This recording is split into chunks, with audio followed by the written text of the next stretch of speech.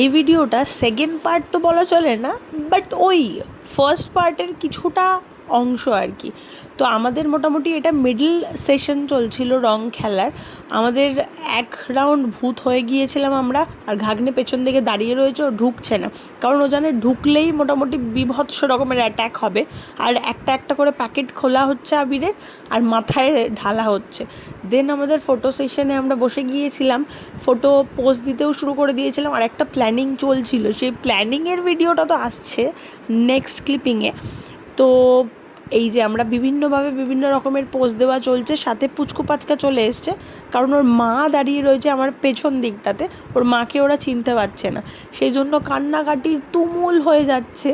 কিন্তু আমাদের তো ফটো তুলতেই হবে, ফটো না তুলে কোনো ছাড় নেই, সেই জন্য ও দাঁড়িয়েই রয়েছে মাঝখানে, আর আমরা আমাদের মতো পোজ দিয়ে চলেছি।